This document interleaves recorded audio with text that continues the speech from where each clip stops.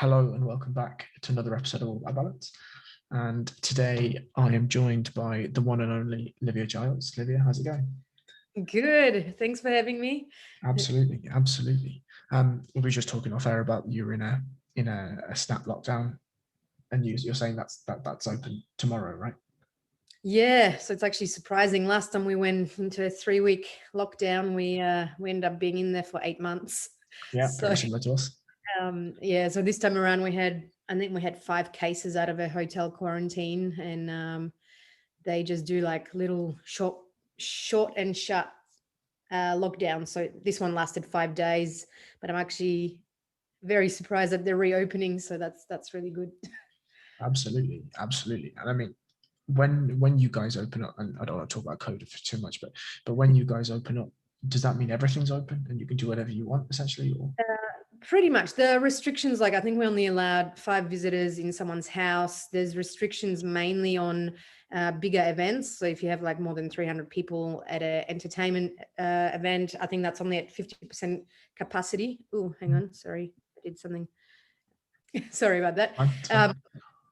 yeah, so we have to wear masks indoors and I think outdoor when you can't socially distance. But apart from that, life has been pretty normal since November. It just changes daily. I'm sure you guys know. It's we sort of took us about 8 months of very drawn out restrictions Mhm. to, I wouldn't say eliminated, but we essentially have no community transmissions. And now the only cases are getting are from return travelers from hotel quarantine leaks, which is really unfortunate. So yeah, we've been fortunate enough that I think Australia, like it's pretty easy for us to shut the borders, and we're pretty much a big island. And if anything happens, we shut the state borders really quickly as well, which makes obviously travel and seminars and jiu-jitsu pretty hard. But I would probably rather that than what's happening in the rest of the world at the moment. Yeah, I mean, the UK's been in lockdown for a year and a bit, and it hasn't really changed at all, to be truly honest with Oh, you. really? No, no, not really. I mean, there was, I think there's I mean, I've said this before, but I think there's an arrogance to British people, and what I mean by that is, there's sort of an expectation of freedoms, and especially Yeah. in London, where I mean, you guys have visited London, and I don't know in the time that you were there whether you got the feel for it, but it feels like Londoners just expect they almost see London as its own individual little universe, right? And everyone inside London can just do what the fuck they want. But really, in the very short periods of time that we've been out of lockdown, everyone's just kind of just gone absolutely nuts, right? Yeah. And because of that, the R rate has just shot all the way back up, and then we're just back down another 3 months, another 4 months, another whatever. So, you And know, you guys are now as well, which seems to be a lot harder, but it's hard. I mean, like I think at the start, everyone was, or here anyway, like I think just in general, Australian people are quite compliant with the law and so on, but we're definitely getting lockdown fatigue. At the start it was like, let's do this, like we can eliminate it, and now everyone's just like, how many mistakes can the government make with the hotel quarantines, and everyone's just getting a bit sick of it. We're getting less and less, obviously, there's so long businesses can stay shut for and so on. So I think it's just that fatigue, and I think that happens all over the world. yeah, I couldn't agree more. I couldn't agree more. Now, I said again, I said to you off air, like I don't generally have questions, but I just want to give a short shout out to Sam Howard. So Sure. he sent him some questions. So I'm just going to throw some questions in. The first one is, so again, he has just to sort of give some preface to this. He has some young sisters that he's looking to get involved in sports, and he's an amateur MMA fighter, and maybe MMA is not the best thing for a 6-year-old girl. No headshots and all this sort of stuff. We'll leave that head trauma until she's a little bit older. But the first thing is about stigma. The stigma of being an elite athlete like yourself, right, in multiple different sports. Being a female, like, do you notice a stigma? And if you do notice a stigma, like, where do you think it originates from?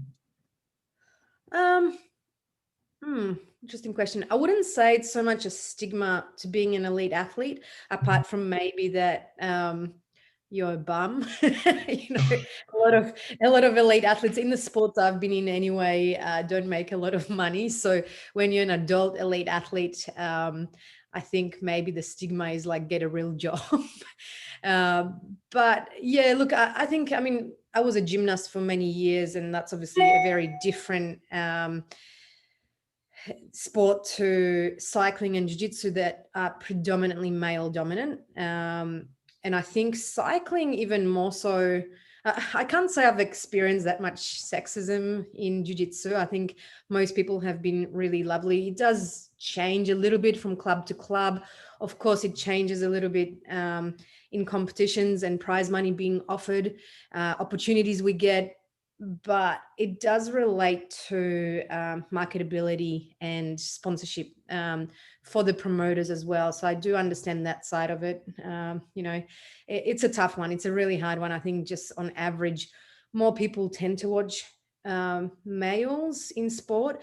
And of course, I'm not saying that those matches are any better than females. It's just, I think, the way it is.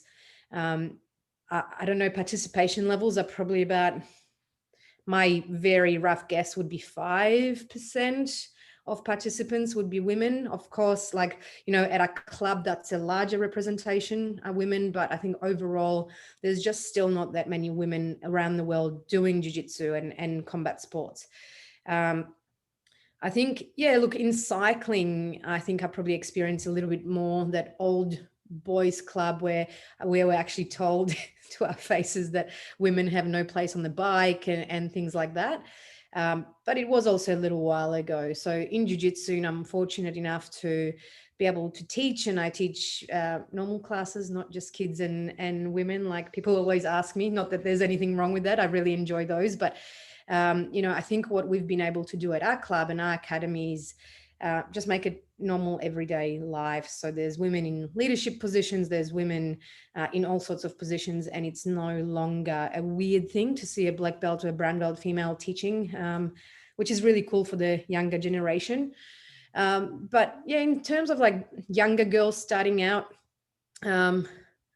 I don't know. I think it's a sport, you know. The really cool thing with young kids doing jiu-jitsu, I think before the boys go through puberty and get a little bit more strength, the girls tend to actually do better quite a lot of the times, just because of the developmental milestones, and girls seem to like maybe focus a little bit better. They might seek more validation from the coaches, so they probably improve a little bit more when they're really small.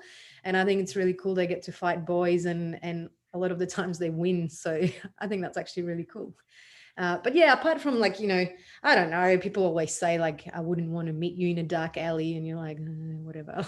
That's as bad as it gets for me. I mean, I wonder, and this is kind of my own offshoot, is do you think that there's a difference because jiu-jitsu is a combat sport and cycling is less of a combat sport? You know, like in cycling, it would seem strange if you just strangled a dude, right? But in jiu-jitsu, if somebody was demeaning towards you or whatever, it would seem a lot less abhorrent for you to just grab hold of them and strangle them, right? Yeah, maybe. I never thought about it like that, but quite possibly. I mean, yeah, I don't think the like stigma was like in cycling. It wasn't really from the public. Apart from that, they're less interested to watch women's sport. It was more from people inside the sport, which was really kind of sad for me. So it was the, you know, administration and older the older generation of gentlemen in the sport that just didn't agree with women being on the bike. But I think I never got that from the public, you know, like from anyone on the outside. I was like, oh, cool, you're a cyclist. Whereas in jiu-jitsu, I think people on the inside are generally pretty cool, but it's just still a weird concept for people on the outside. Not all the time, but people are like, oh, you know, either what's jiu-jitsu, or why would you want to do that? Why would you want to fight? All that sort of stuff. Yeah, that's interesting. Yeah, I mean, I think his second question is actually a really good one. It's around how you would determine the best methods to get more young females into not just jiu-jitsu but sport in general, right? And you know, where does the onus lie? Does the onus lie on sort of directors of sport? Does it lie on parents? Does it lie on government programs? What do you think about that? It's a very good question. I think the onus probably lies a little bit on everybody. I I think, agree. you know, and I honestly don't have this is kind of like speculation, and I haven't read enough data on this to actually have like an informed opinion. So I'll just preface with saying that. I think in Australia at the moment, there's a lot of work being done in, there's a campaign called Change Our Sport. I think that's what it's called, Change Our Game, sorry. And it's all about getting, normalizing women in sport. And that's at grassroots level and elite level. So they've done a lot of research on what are the obstacles and barriers for women in sport or girls in sport, and mainly at participation rather than that elite athlete type thing, because that's really a minority. And a lot of it has been, things like lack of change rooms, lack of uniforms, like for example, for teenage girls wearing like white netball or cricket uniforms when they're about to get the first period is actually a big obstacle. Girls just don't want to do it because of just obvious reasons. Yeah. Uncomfortable. Yeah. So just or just like little things like having uniforms where a bra strap is not allowed to show, but they're going through puberty, and that's a big thing when you're 13 or so. So a lot of girls go, it's just easier not to do sport and hang out, smoke a cigarette in the park than actually involved in club. So they looked at a lot of different like little things like that. And it's not just necessarily like, it's a sport for men. It's just the little things that make it very difficult for us to actually participate.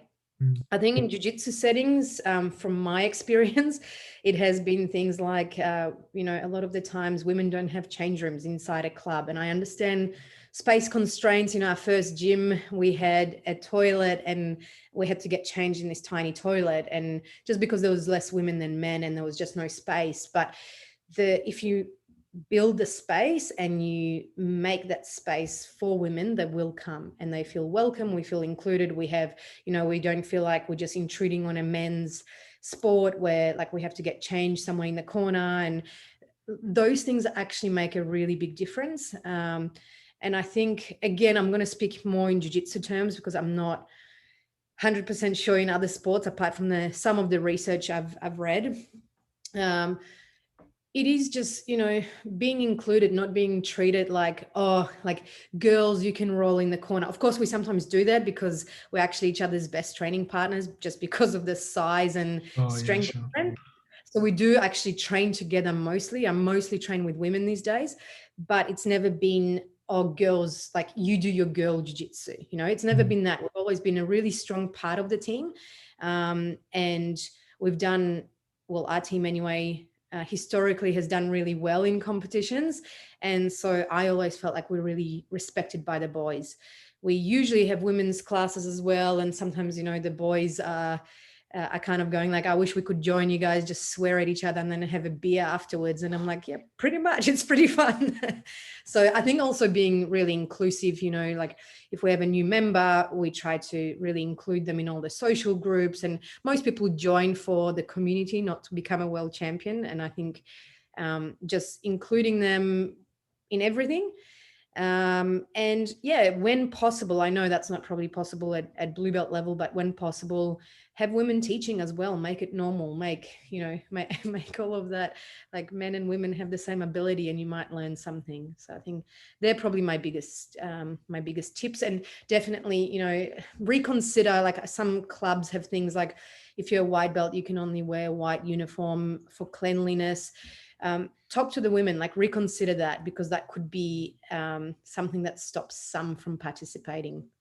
Yeah, I mean, I hate the uniform policies for some gyms. I just think it's crazy, but let's not get too down that. Like to go off some of those points that you're saying. So like, how did you specifically start in your sports career? Because, like you said, you've been an elite athlete in essentially 3 sports, right?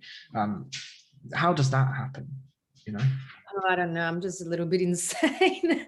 I started gymnastics when I was like 6 or 7 in Poland. So I've always done that. And that turned from, being really fun. It's always been pretty fun, but it turned like to that elite level pretty quickly, where we trained, I think I was up to, 25 hours a week training by the time I was 9 or something like that.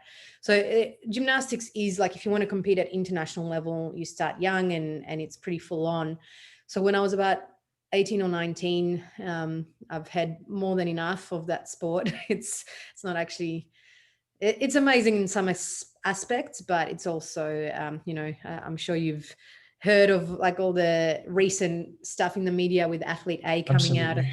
Yeah, There's a lot of absolutely. mental and physical abuse as well, and it's not a great thing to be involved in for the rest of your life. So Sure. when I got out of gymnastics, I think I asked my physio at the time what other sport I should do, and he sort of said like weightlifting or track cycling or hammer throwing, and I was like, oh wow, thanks. So I just like literally went to a velodrome, and I was like, my physio said I should do track cycling. So I haven't ridden a bike for years, and that was a little bit it was a weird choice, but it was awesome, like it was going through a sport where you're taught to be like graceful and pretty and beautiful, and obviously it's a very tough sport, to a sport where like, all right, we got to get big, we got to get strong, we got to get fast, you got to like intimidate people on the bike and like elbow them out of the way, and it was, and like essentially kind of fight them, so that was very different for me.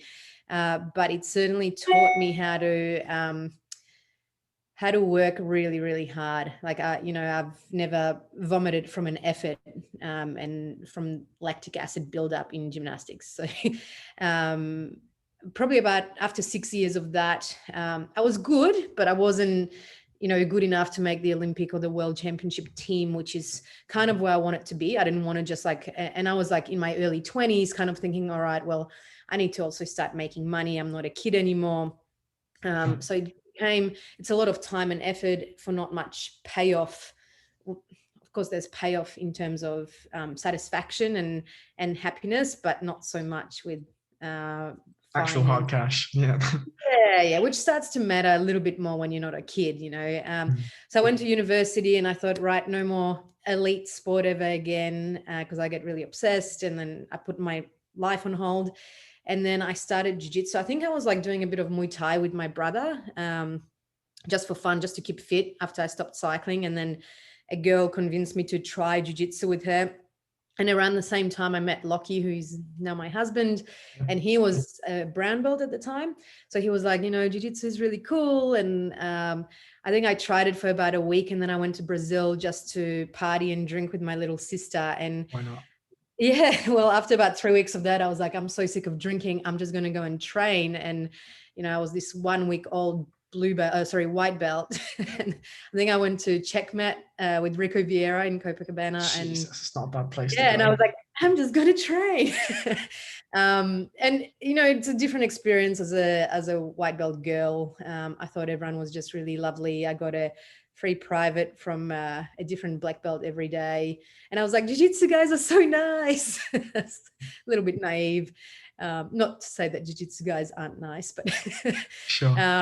yeah. And I just kind of like, I fell in love with it. And I thought, I just never stopped doing it since then. That was about 11 years ago. And like, were you? I guess I think the thing that I'm trying to drill into is obviously it's quite obvious that you were destined for something at an elite level. You've got that. I've spoken to a few athletes now, and there's a very similar mindset where it was like, oh yeah, I just work hard. Like what hard work isn't a choice. It's just a thing that you do. Do you know what I mean? And that's quite obvious from your history. But you started gymnastics. Like, were you? I mean, I don't know. Is gymnastics popular in Poland? How did your parents deal with the training aspect and all those things? It's popular. It's not like in Australia, it's not popular. Right. Obviously, like your like Ukraine and Russia and so on Of are course, yeah, extremely of course. popular. So it's popular, but it's still not like not everybody knows what I did. Rhythmic gymnastics, the one with the Right, yeah, ribbon. sure. And Yeah. not everyone knows what it is, but of course, like in Australia, pretty much no one knows what it is. The training, it was always kind of my choice. So I think the deal when I was little with my parents was that if my school grades didn't go down, I was able to train. So I was kind of expected to be excelling at both. Otherwise, gymnastics would go. And I don't know if that was my motivation. I think you're right with the personality type. I love the process and I absolutely love training. That's like my favorite thing ever. But I'm not going to lie. and pretend I don't enjoy winning. Like I actually really like winning and really like being the best. And that's something I tried to kind of hide for many years, but I actually really like it. And it's at a different level now. Like I've definitely come down a bit the older I get, and I don't need it to feel good about myself and to validate myself. But I think when I was younger, I wanted that a little bit more. So I still want to win just as much, but I think I've got a very different perspective of who I am in life if I don't win as well. Yeah, I was going But to it's say, like, been like that why? since young age. Yeah, I mean, why? The question I was going to ask you sort of already asked it, but why do you not? I don't want to say care about winning as much, because obviously, you don't Yeah. enter a competition wanting to lose. But why is it less important now? Um, hmm. I wouldn't say I don't care about winning, because I Of definitely, I mean, course, yeah, otherwise of you course. wouldn't compete, right? Like there's better There things to wouldn't be do any in point. life. And like you get nervous, you travel, you cut weight, you spend money on it. It's actually not that much fun, but the winning is fun.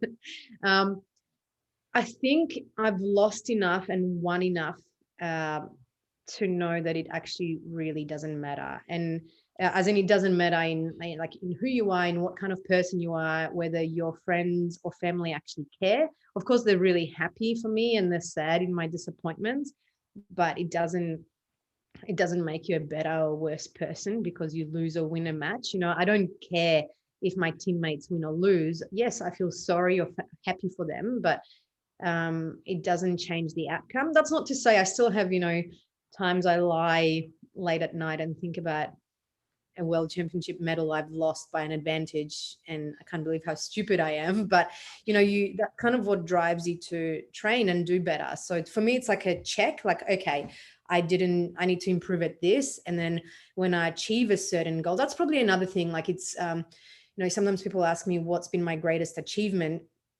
Um, and like on paper, it's probably a silver medal at black belt Nogi Worlds or World Pro, but they're not my favorite wins because I didn't think I fought very well in the finals. I've lost, whereas like winning some silvers or winning ADCC trials, which is, I know it's just the trials, No, but no, no, no, no. Don't even begin with that shit. Winning no, ADCC trials is an like insane not achievement. it's not ADCC, but for me, the reason why it was such a big achievement was, like because I lost 3 times before that, and I've also Mm. overcome a really, really big ACL injury where I thought it was Mhm. career ending. So like they're the things that make it so satisfying. And people are like, oh yeah, like is that really or like my blue belt worlds win was probably my favorite win ever because it was so impossible to me at the time. And even though it's just a blue belt, it's like my most cherished memory. Hey, So I hey, don't I'm a actually blue belt right now. yeah, well, it was freaking amazing.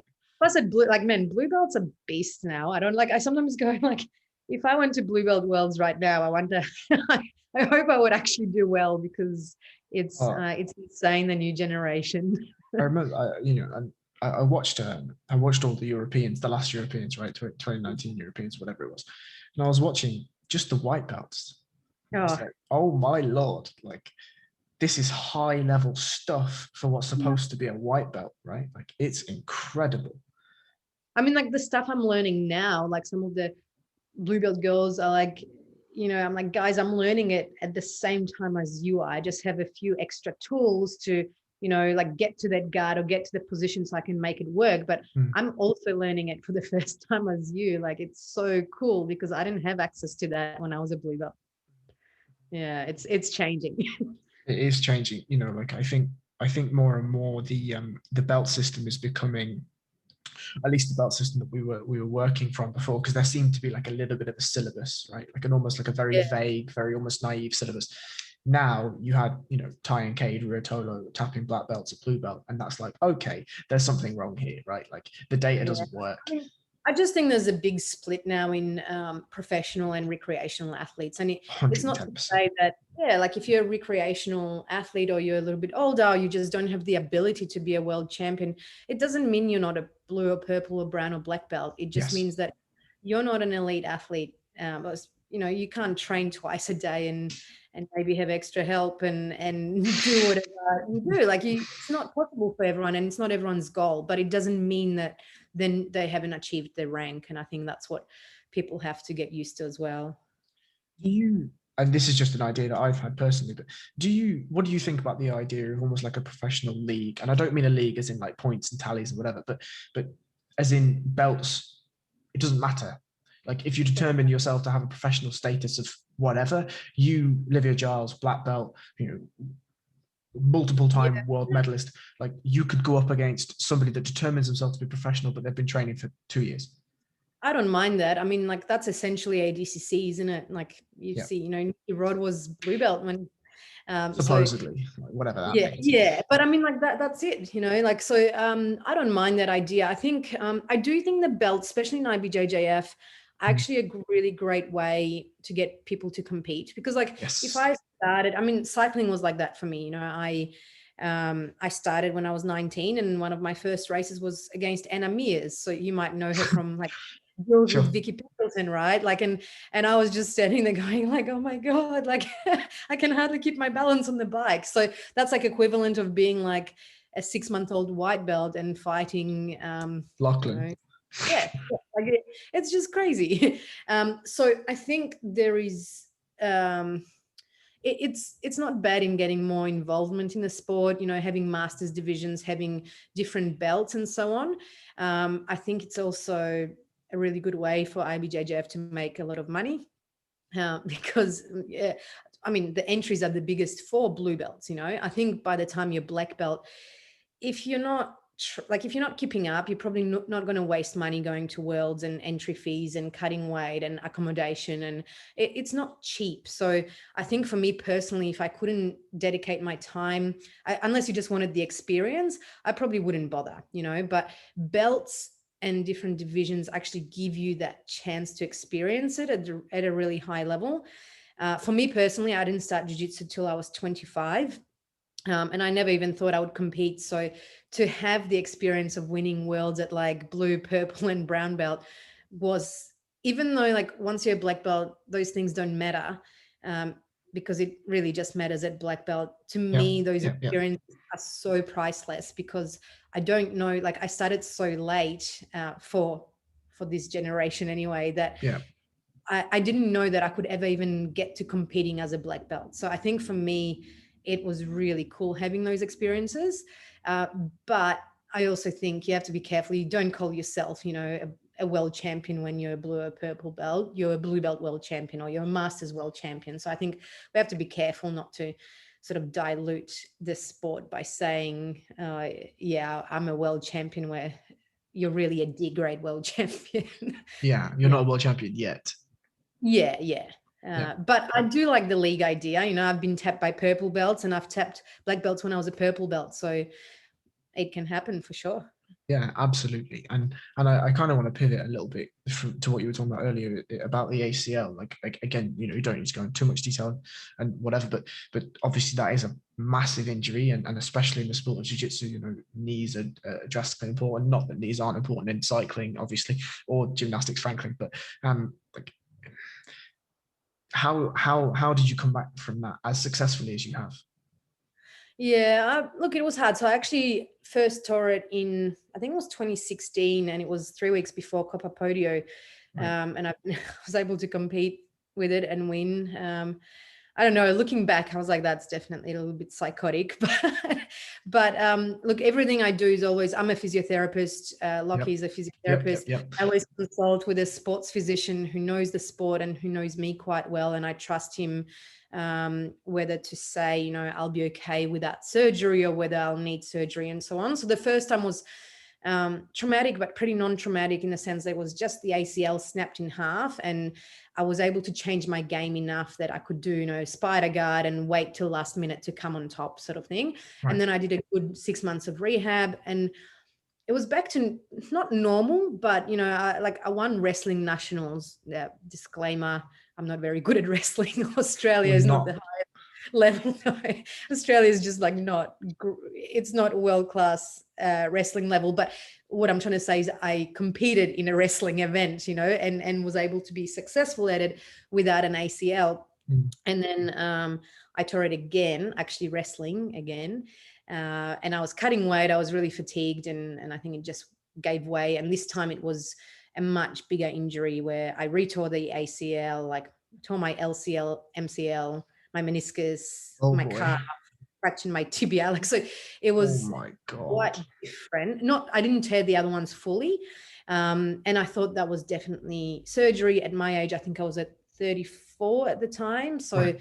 it's really a year till full comeback to sport if you get an ACL, like till you're nearly 100% again. And at my age, that's a big chunk out of your sporting life. So we decided not to, with my sports doctor. It depends on many factors. Some people just can't deal with not having an injury. I was pretty stable. So we decided to give conservative rehab a go, and I'm pretty committed to doing rehab. I'm pretty, like, again, I'm a psycho with actually sticking to the plan. And it paid off. In saying that, it's not the same, sometimes it'll give way, or I can't wrestle as much because it's not worth the risk of, if I tear it again, it will be surgery. So I'm definitely much more conservative in wrestling and my stand up, some Toriando passes where I have to change directions really quickly. If I don't keep up on top of my rehab, it feels a little bit loose. Right. Like, especially now I'm pregnant. So Yeah, sure. you've got a lot more relaxin in your body. So everything is actually loose. So I have to keep up with doing a bit of strength work, like, for the rest of my life if I'm training. But yeah, look, everyone's different. Everyone has different, like, some people just go, nah, I want surgery. I'm going to get it over and done with. And I think if I was 25, I would have done that too. But you have to consider many different factors Hmm. in And, recovery.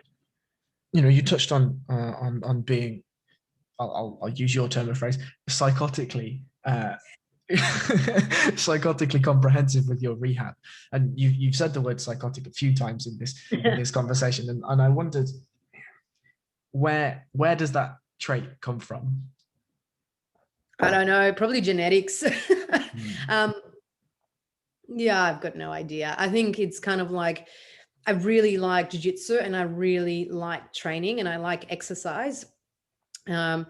And for me to be able to do that, I know I have to do the rehab so I can get back on the mats. And it's kind of just like, I've been fortunate enough in my life that I can work around my work and training, that I can fit in rehab and stuff. Not everyone has chance to do that with everything else going on in people's lives. So I've been lucky enough not to be able to make these parts of my life non-negotiable because I want to do something. And whether that's, for me, like, big thing was like ADCC. I really wanted to make it. And I was like, I'm going to do everything in my power. I'm going to give this 6 months, like, everything I have and do every single thing to be able to achieve that goal. And if I can't, I know I've tried. But if you don't try and then you don't make, I know I would have regrets and I would feel more guilty about that. But yeah, where that comes from, I think it's genetic, to be honest. Some people are just like that and some people don't care. So I have no idea. Yeah, and I wanted to talk a little bit about your work. Both you and one of physios, and I think there's something that's really, really, really beautiful about two physios that are in a sport that damages knees and limbs and everything else so frequently. Yeah, like, I mean, you're not in a bad line of work for it. Do you know what I mean? Like, Yeah. I actually haven't really worked as a physio for about a year now. So I had my practice out of the gym. We had to expand the gym, meaning that my physio practice had to go. So I do, like, the occasional consult online, but just value for money. My time is actually much better spent filming and editing instructionals and videos and a few different projects we have going on. So I've actually changed to pretty much just, it's a thing that scales up, whereas unfortunately with physio, as much as I enjoy it, if you don't get work, you don't get paid. And to do well as a physiotherapist, I think you would have to see between 15 and 20 patients a day. Jesus. For the rest of your life, like, it's, I don't want to do that when I'm 60. I would love to see, like, 2 days a week, see like 5 patients a day that I really enjoy working with and help with rehab and whatnot. But I can't say I miss it too much because now I get to be even more immersed in jiu-jitsu, which is really fun. Yeah, and I've obviously followed your stories and whatever, and I saw the videography stuff like that.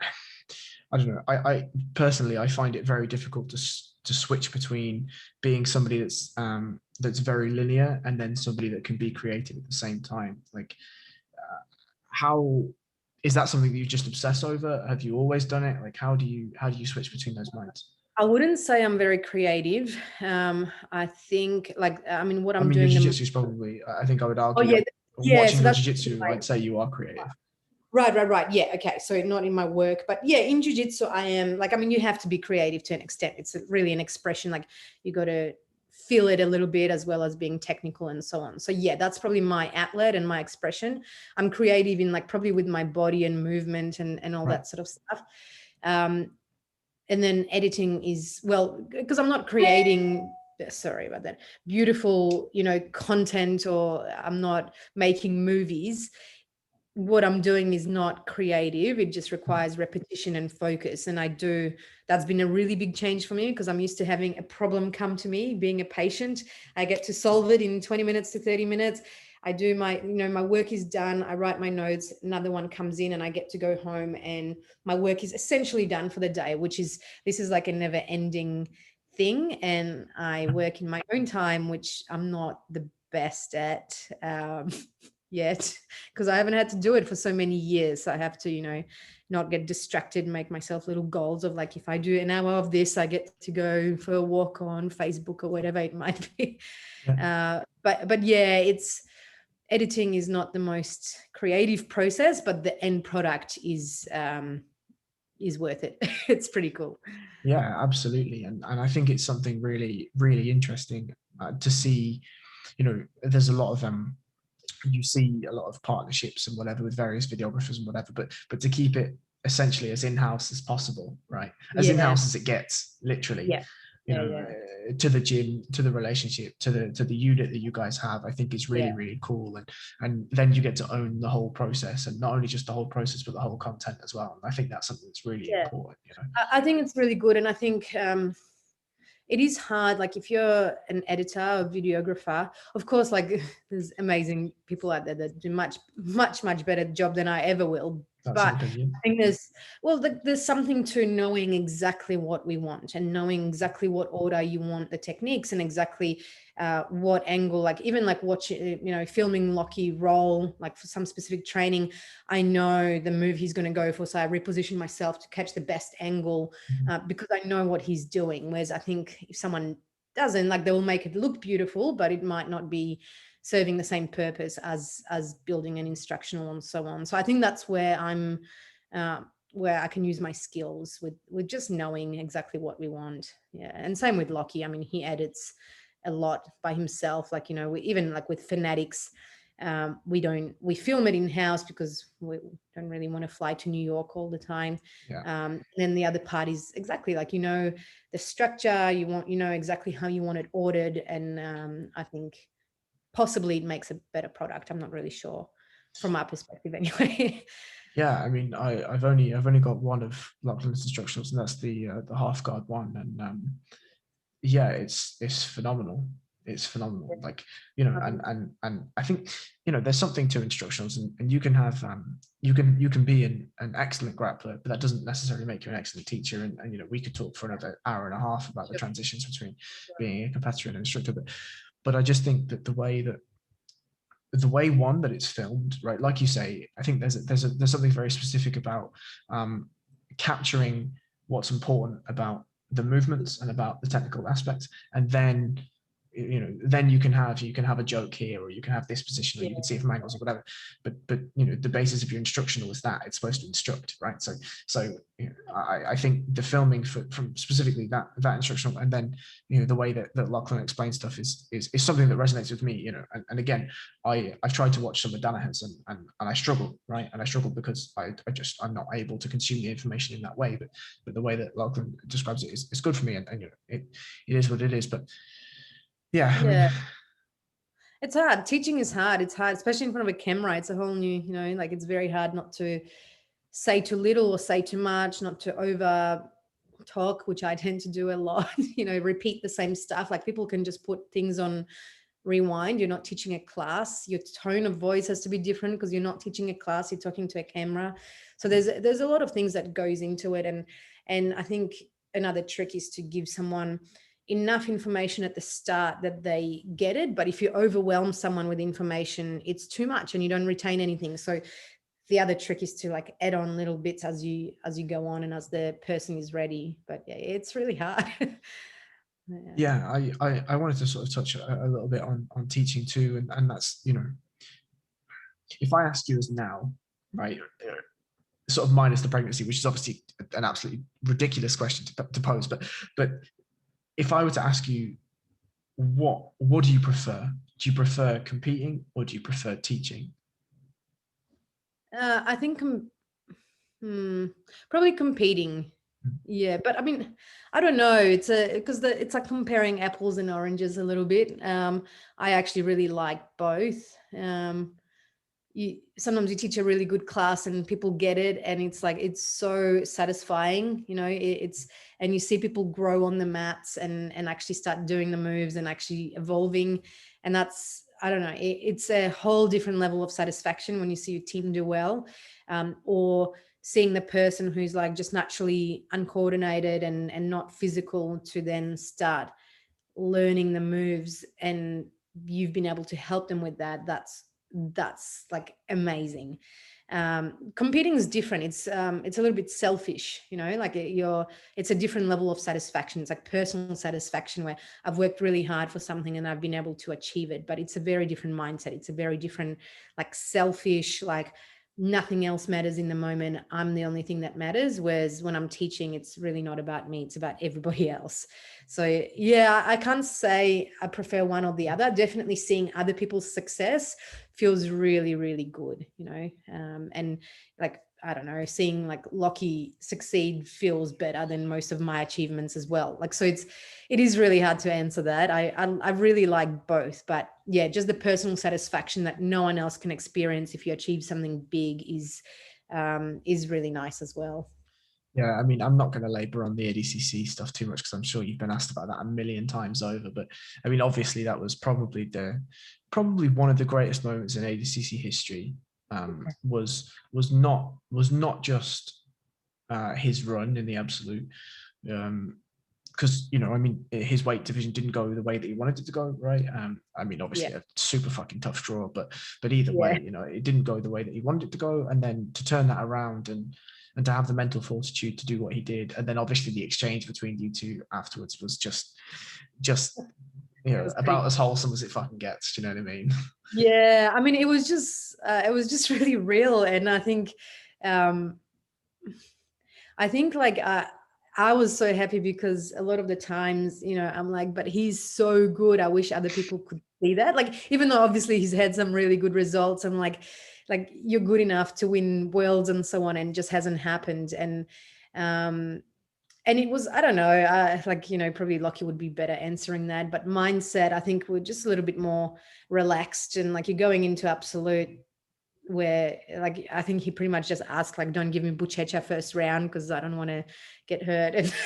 Yeah, So sure.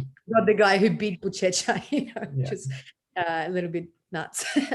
But yeah, we were just like, what is going on? Like we're in ADCC. Well, I'm not, but you know, like he's fighting in ADCC open weight, and then to win 3 in a row, pretty much apart from losing to Gordon. It was just such a cool day. And I think it was just on a roll. Obviously, it was a game that the heavyweights maybe weren't as good at dealing with or playing, was the lighter weights still a little bit better with the leg entanglements and those sorts of guards. So I think, you know, maybe there was an element of them going like, oh, it's a rest round, and then getting completely caught off guard. But yeah, I don't know. It was just one of the best feelings, even though it wasn't me doing the thing, just like feeling that excitement and like seeing Lockie actually do as well, like what he's capable of, was really cool. Yeah, I think the only other moment that comes close to at least for sort of shock value, I guess, was Tyro Tolo Palami out, right?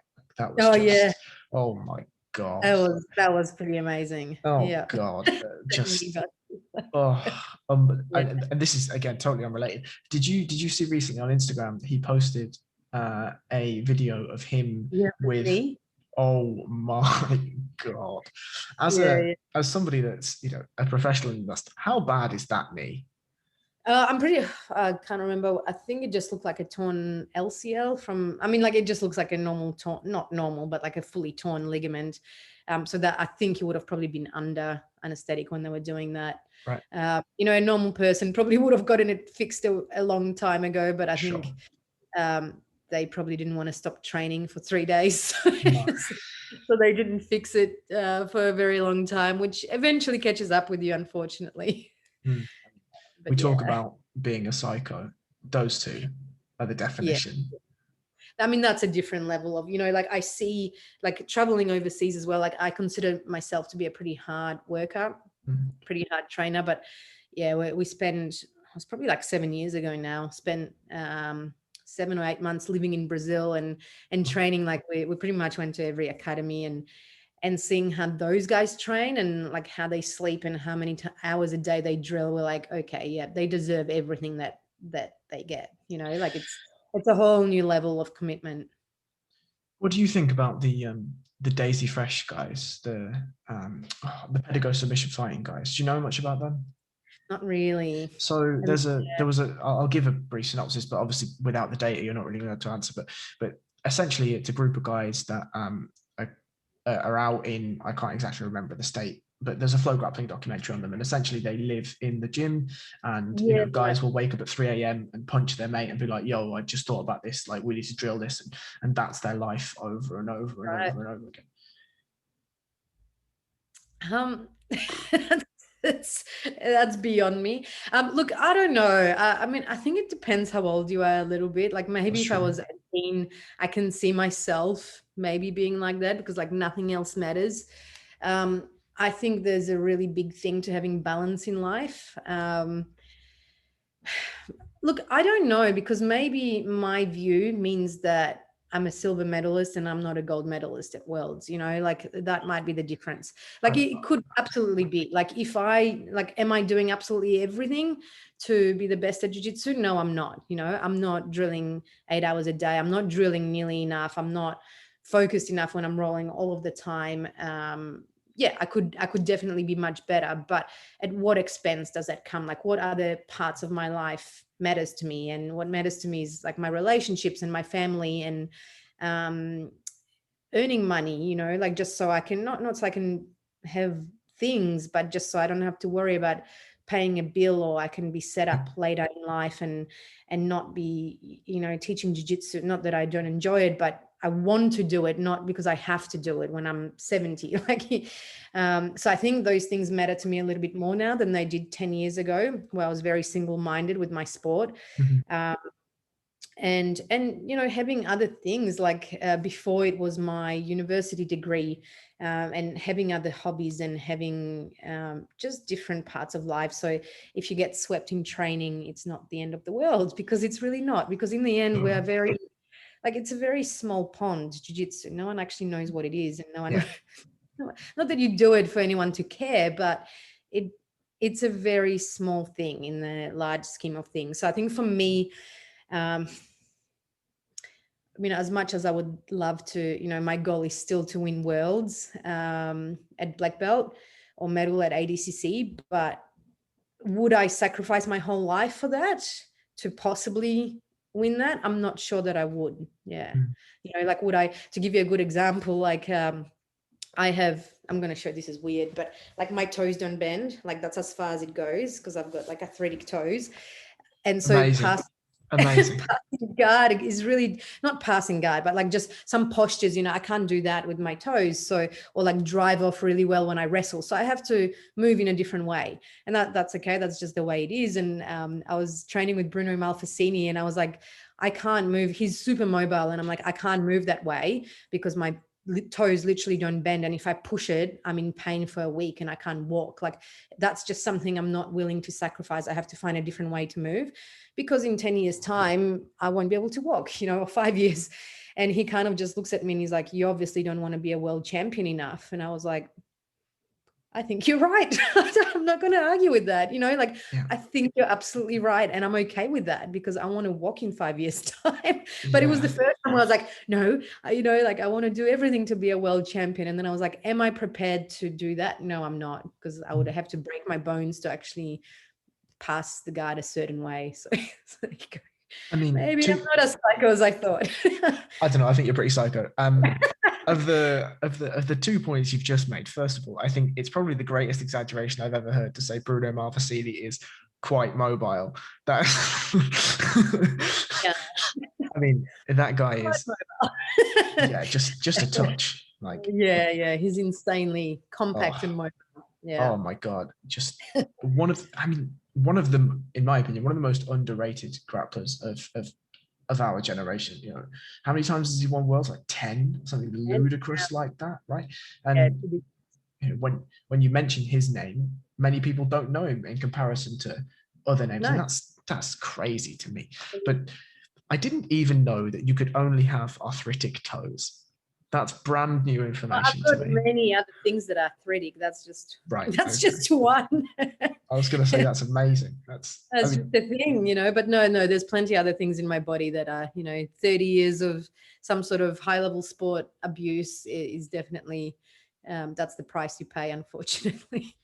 Yeah, and I think your point on balance, actually, just to kind of bring it all the way back around, is really, really important. You know, I mean, we touched at the very start. Obviously, you've mentioned you're pregnant, and that means an entire life reconsideration in comparison to the way that you were living before. And I'm obviously, I've no experience and will never have an experience, but I imagine that's a ridiculously scary position to be in. But you know, I think I'm trying to sort of formulate the words that I want to say, but I feel like the balance is an optimal thing to be in. You know, you have to have a level of psycho. I mean, okay, you know, as we've touched on, I think, frankly, to step on a podium at any world's competition, regardless of belt, you're incredibly dedicated, you're incredibly skilled, you have a really, really good work ethic, and obviously a little bit psycho. But you know, to get there at black belt of all belts is another level. As you say, the entrance for white belt is this, the entrance for blue belt is this, the entrance for black belt is like this, right? So to even get there, then to medal against some of the most skilled competitors in the world is an achievement in itself. But I mean, maybe you are right. Like, to be the 1%, to be a Bruno Marvesini means that nothing else matters, and he really means that. You know, I think he does. I think he, like the way he was telling me he trains before worlds and so on. But look, at the same time, I don't know if it's necessary. I don't know. I mean, it might be for someone's mental state. Like if you kind of like, I know I hate cutting weight, but when I do it, I'm like all on, and I'm like, I'm going to drop 10 kilos, and I can't agree enough. I cannot lose this because I've sacrificed so much. And I think there's something to that where you're like, you've come so far, you cannot lose because you have done so much more than other people and you went through so much pain. In saying that, I don't think it's a good use of your time to drill for 8 hours a day, just going like, that's like, if you look at all the research into motor learning and skill acquisition, it's not doing anything. So I think a lot of the stuff, I think a lot of jiu-jitsu training is not science-based and it's not evidence-based, mainly because we don't actually have the research into jiu-jitsu because there's no funding, but also because traditionally there's no jiu-jitsu teacher's course you do or go to university, like, so we kind of work it out ourselves. And I'm lucky enough that Lockie and I have done a degree where you touch on that and you kind of know how body moves, and we're interested in learning and so on. But training, just doing pahada every day, is not the smartest thing to do, and it's not the best way to improve, and I definitely am guilty of overtraining, and I have adjusted that, well, because I'm pregnant, but also like during COVID, I had to really adjust to training once a day and training at a very different pace to what I usually train at. And I think I've improved the most in the last year, just with going a little bit lighter. And, I haven't obviously tested myself against black belt level females, world level females, but I think I've improved the most I have in the last 10 years, you know. And Lockie is a really good example of this, where if he's sore, he's not going to roll that day. Like he will have 2 really good quality rolls, and that's it. He goes home because he's sore, because if he keeps doing that, he won't be able to train, you know. I'm 36, he's 34. We've never used any drugs. We've never had any extra help. We majority of the time worked full time on top of competing. So if you just keep training at this pace, you break, you get so tired that your brain, it's a skill-based sport, you know, so your Yep. brain doesn't recognize the pathways. You're not learning more, you're just kind of like fighting for survival. And of course you have to do, that's a big part of jiu-jitsu as well, where sometimes maybe twice a week you do competition pace rolls, because you have to, you know, I think to be the best competitor, well, you can't just flow roll the whole time. You actually have to train hard as well.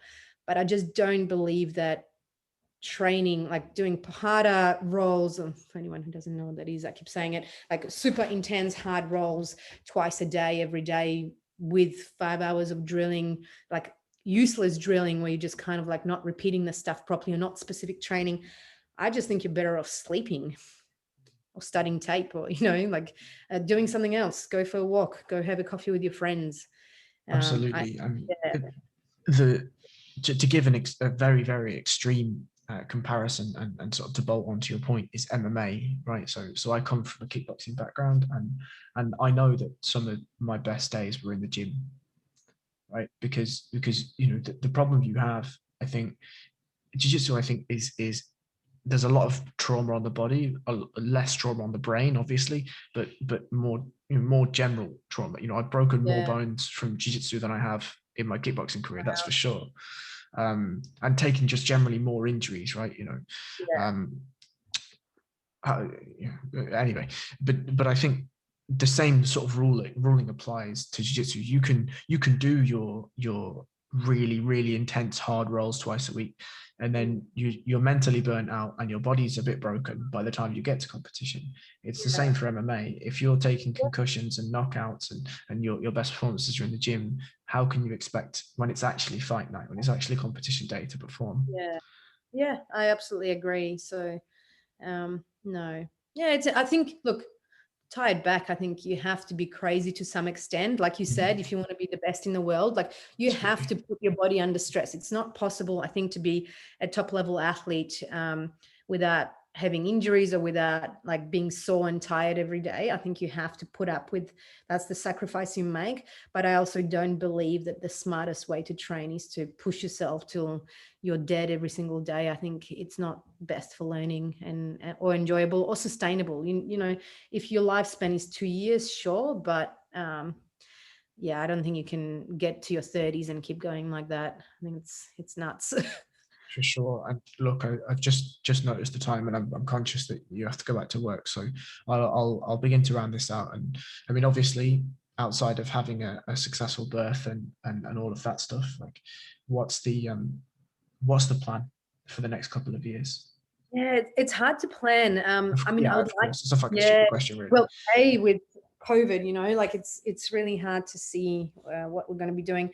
I would like to say I'm going to, you know, do ADCC trials again and have a better performance at ADCC. I would like to still medal at Black Belt Gi Worlds there, or like win No-Gi Worlds. Then my big goals that I haven't achieved. In saying that, I just don't know, because I've never given birth before. I've never had a kid before. And I can imagine that having a kid versus winning a gold medal, your priorities might change. I might not, but I'm leaving it like that's what I would like to do. And I think I'll get back to training and teaching relatively quickly, just because I really enjoy it. And I think, again, sense of balance and sense of myself and doing something for me is really important for me. Yeah, so like they're the things I would still like, I still really want to do them, but I'm also aware that, you know, next time I'll compete, I'll be at least 37, and it's getting harder and harder to do the amount of training required to be at that level. And I'll have to be satisfied with what I achieved, but I don't know that. Yeah, I'll still, at this stage, I'm aiming for those goals. And if it doesn't happen, I think I'm okay with it. It's new generation is coming through, and yeah, I have no idea what it will be like. Well, look, I mean, I think that's a perfect place to call time, and I will hand over to you to so you can tell people where they can find you if for whatever reason they've been living under a rock. But yeah, so where can people find you if they want to get in touch or follow you? Yeah, sure. So probably Instagram, I think it's Livia_Giles, and then Facebook is Livia Giles. They're probably the best two things. I used to write a blog, but I haven't written it in ages just because I don't have time. I might get back into it. You definitely But should. yeah, I might. I might. Just got to find time to do it. But yeah, keep up with those two. That's probably where I post the most, lockdown related bullshit.